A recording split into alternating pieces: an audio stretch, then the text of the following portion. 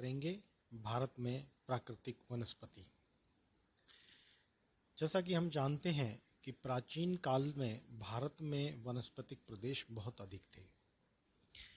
इन्हीं से प्राप्त पदार्थों से यहाँ की आर्थिक, सामाजिक, सांस्कृतिक और धार्मिक गतिविधियाँ होती थीं।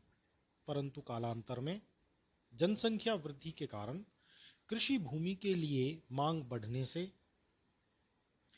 वनस्पति क्षेत्र कम होते चले गए। इसके अलावा रेल मार्गों का विकास, जहाज बनाने हेतु व घरेलू ईंधन के लिए लकड़ी की आवश्यकता, पशुओं की अनियंत्रित चराई, दावानल, बाढ़, सूखा तथा आदिवासियों द्वारा स्थानांतरित कृषि अर्थात झूमिंग प्रणाली की खेती किए जाने से वनस्पति का निर्ममता से दोहन किया गया, जिसके कारण वनस्पति प्रदेशों का क्षेत्र अब बहुत कम रह गया है। अब सवाल उठता है कि आखिर वनस्पति होती क्या है या वनस्पति क्या है। वनस्पति का अभिप्राय पेड़ पौधों, घास झाड़ियों की विभिन्न जातियों के समूह से है, जो किसी विशिष्ट पर्यावरणीय या पारिस्थितिकी तंत्र में एक दूसरे के साथ पाया जाता है। पुरा वनस्पति शास्त्री बताते हैं कि हिमालय तथा प्रायद्वीपीय भारत के भूभागों को छोड़कर अन्य सभी क्षेत्रों में विदेशी मूल के पौधे पाए जाते हैं। जो हिमालय पार के देशों जैसे चीन और तिब्बत से आए हैं उन्हें बोरियल वनस्पति जात कहते हैं, तथा जो पौधे पास के उष्णकटिबंधीय क्षेत्रों से आए हैं उन्हें पुरा उष्णकटिबंधीय वनस्पति कहते हैं, या हम ये भी कह सकते हैं उन्हें पुरा उष्णकटिबंधीय क्षेत्रों में रखा गया है। अब हम बात करते हैं कि भारत में कितने प्रकार की वनस्पति पाई जाती है या कौन कौन सी वनस्पति पाई जाती है। सबसे पहले हम लेते हैं वनस्पति के प्रकार। भारत का अधिकांश भाग उष्णकटिबंध में स्थित है, परंतु कुछ भाग समुद्र तल से अधिक ऊंचे होने के कारण शीत कटिबंध में आते हैं। इन दोनों के मध्य शीतोष्ण कटिबंध के कुछ भाग हैं। कुछ क्षेत्रों में अतिवृष्टि तथा कुछ क्षेत्रों में अनावृष्टि रहती है। इस तरह विविध प्रकार की भूमि की संरचना और जलवायु दशाओं तथा मिट्टी संबंधी विशेषताओं के कारण यहाँ विभिन्न प्रकार की वनस्पति पाई जाती है। वास्तव में वनस्पति की जितनी भिन्नताएं यहाँ पाई जाती हैं उतनी शायद ही संसार के किसी अन्य देश में मिलती हों।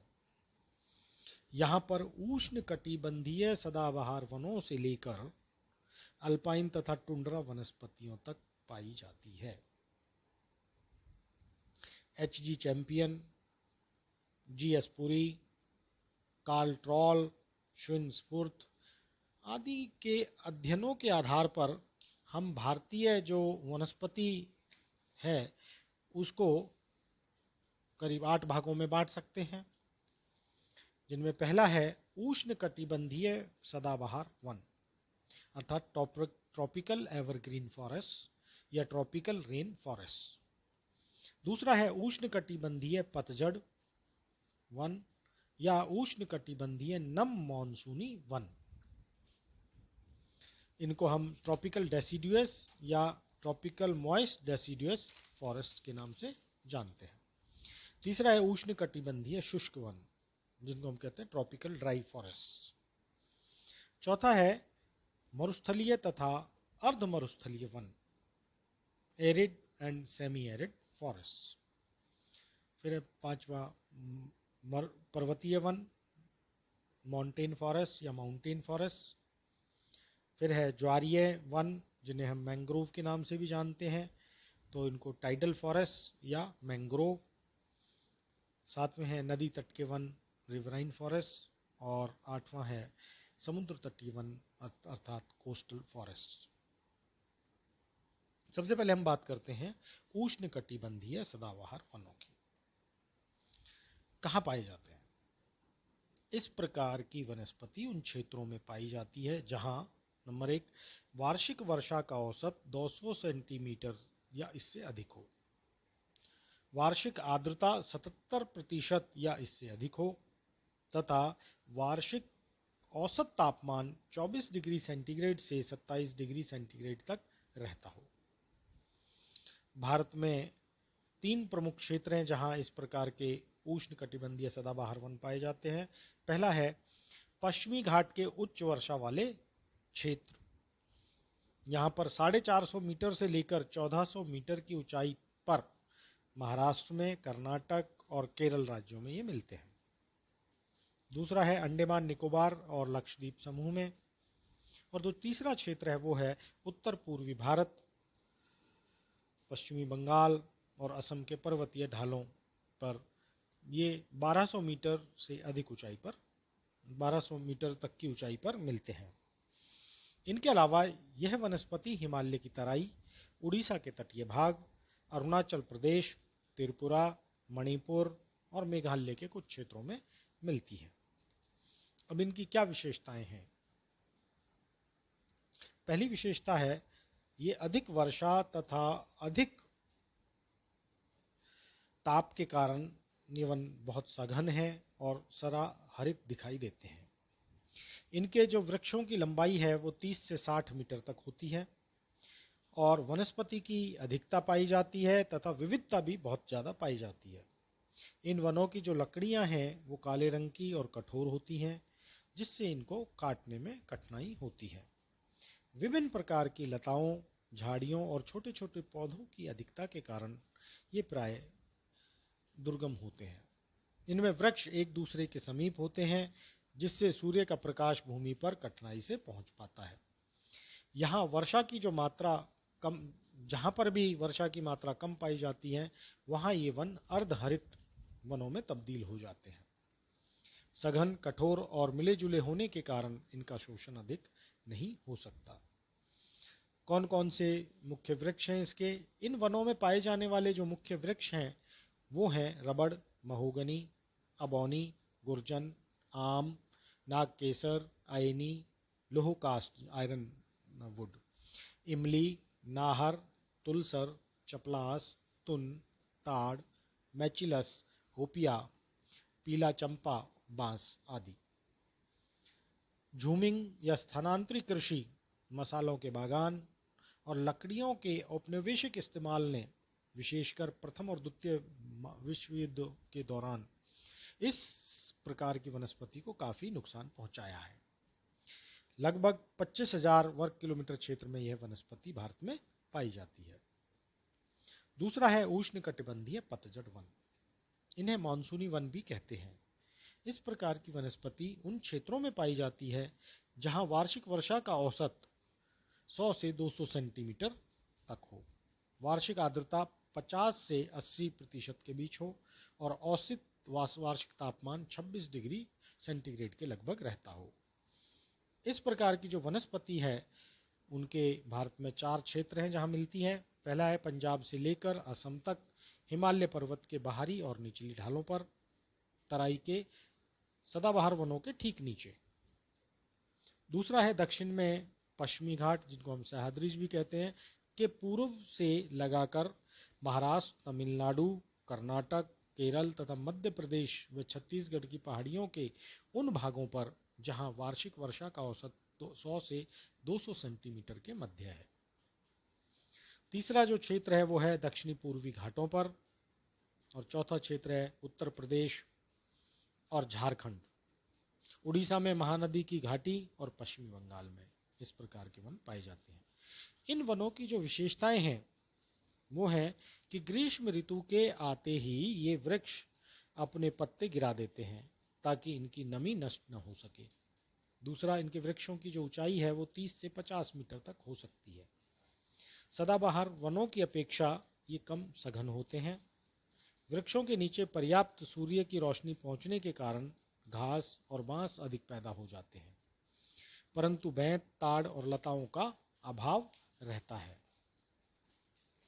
अब हम देखते हैं कि इसकी और क्या क्या विशेषताएं हैं या इनके कौन कौन से मुख्य वृक्ष हैं जो इन वनों में पाए जाते हैं। तो जो मुख्य वृक्ष हैं वो हैं सागवान, बांस, महुआ, साल, बरगद, पीपल, आम, कुसुम, पलास, हल्दू, हरड़ बहेरा, आंवला, चंदन, बेर, बेर, गूलर, जामुन, शहतूत, कत्था, रोजवुड, एवोनी, रीठा, लोहकास्ट, शीशम, नंदी, सिमूल, सिरिस आदि। अब हमने जब वृक्ष देखे तो हमें पता लगा कि इन वनों में मूल्यवान साल और सागवान की इमारती लकड़ियां मिलती हैं तथा मूंज, खसखस और कांस की बहुउपयोगी घास भी प्राप्त होती है। कुछ वृक्षों से वार्निश, तेल और चमड़ा रंगने के पदार्थ भी प्राप्त होते हैं। ये वन भारत में लगभग 7 लाख वर्ग किलोमीटर क्षेत्र में फैले हुए हैं तथा व्यावसायिक दृष्टि से अगर देखा जाए तो ये सबसे ज्यादा महत्वपूर्ण है। यहाँ एक और फायदा है कि एक ही जाति के काफी वृक्ष एक साथ मिलने के कारण इनको काटना आसान होता है। दुर्गम पहाड़ी क्षेत्रों को छोड़कर लगभग सभी स्थानों से इस वनस्पति का आवरण बड़े पैमाने पर खत्म कर दिया गया है। तीसरा है उष्णकटिबंधीय शुष्क वन।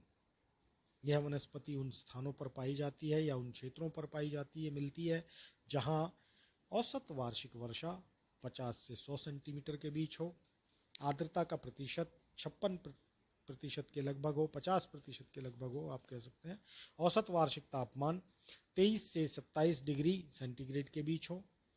अगर हम विशेषताएं देखें इन वनों की तो वर्षा अपेक्षाकृत कम होने के कारण ये वृक्ष मानसूनी वनों के वृक्षों की अपेक्षा कम लंबे होते हैं।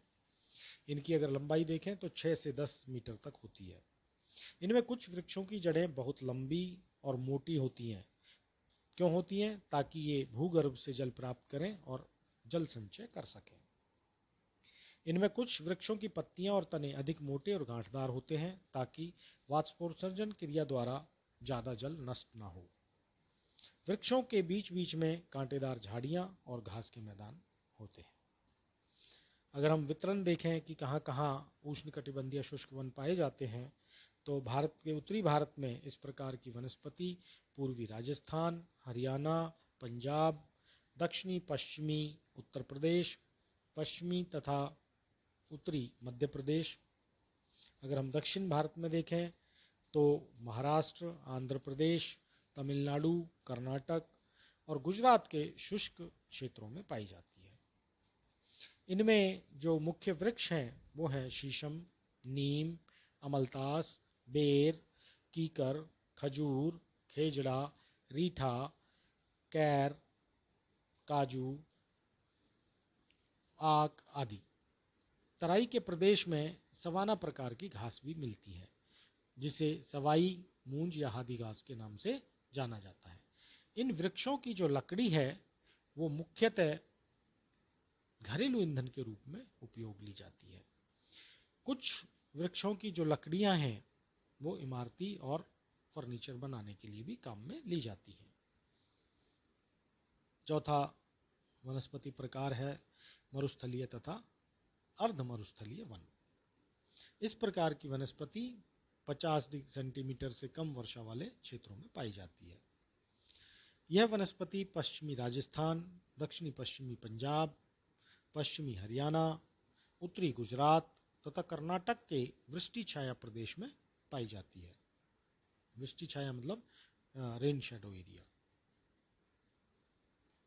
इनकी विशेषताएं देखते हैं।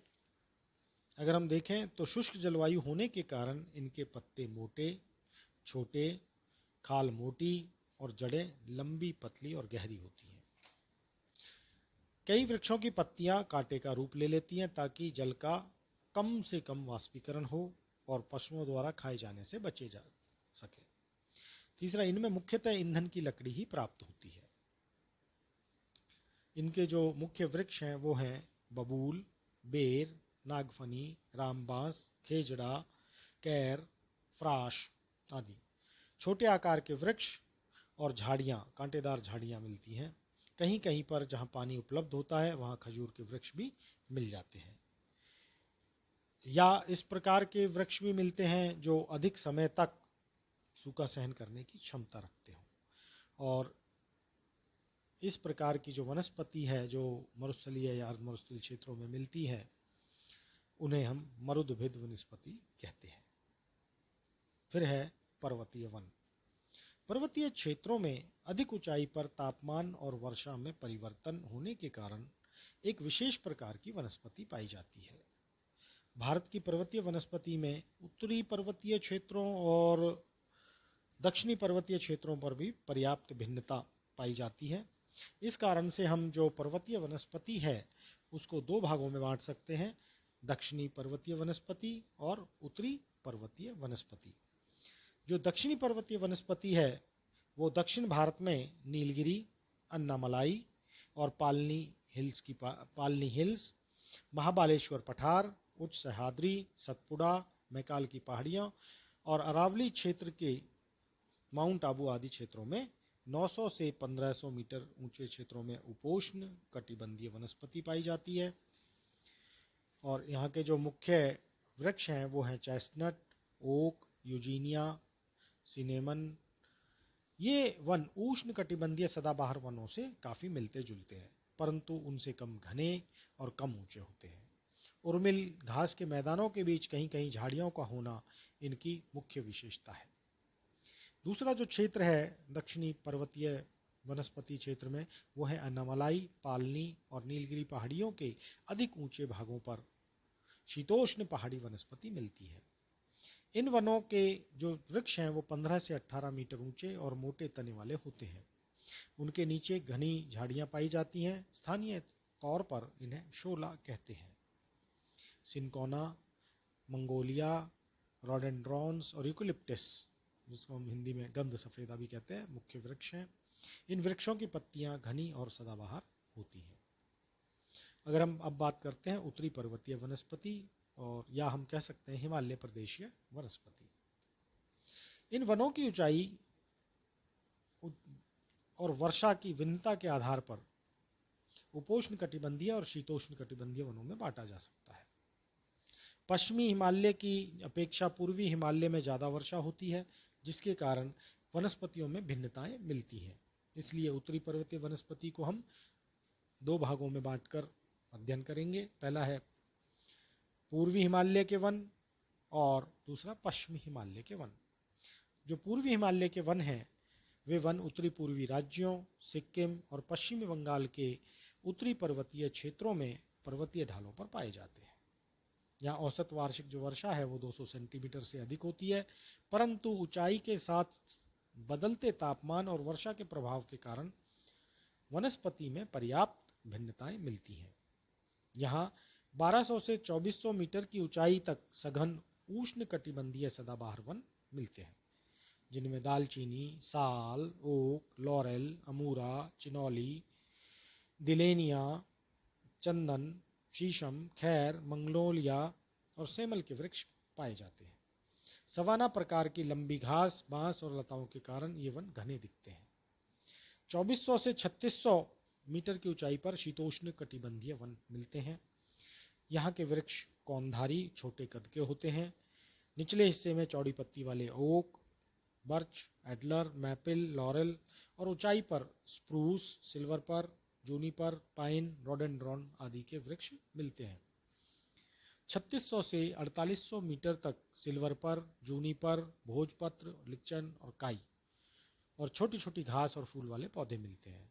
4800 मीटर से ऊपर 100 मीटर तक सिर्फ घास और सुंदर पुष्पों के पौधे पाए जाते हैं और 6100 मीटर के ऊपर सदैव बर्फ जमा रहती है। अर्थात जो पूर्वी हिमालय है वहाँ जो परमानेंट स्नो लाइन है वो है 6100 मीटर पर। पश्चिमी हिमालय के वन, यहाँ भी वर्षा की कमी और ऊंचाई का वृक्षों पर प्रभाव साफ दिखाई देता है। यहाँ उष्ण कटिबंध से लेकर अल्पाइन वनस्पति तक अनुक्रम देखा जा सकता है। 900 मीटर की ऊंचाई तक अर्ध उष्ण कटिबंधीय वन, जहाँ केवल झाड़ियाँ तथा छोटे छोटे वृक्ष मिलते हैं और कहीं कहीं पर घास भी पाई जाती है।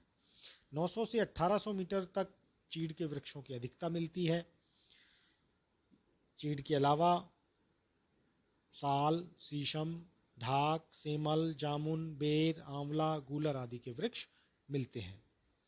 1800 से 3600 मीटर की ऊंचाई तक समशीतोष्ण कौनधारी वन मिलते हैं। टेम्परेट कॉनिकल फॉरेस्ट पाए जाते हैं।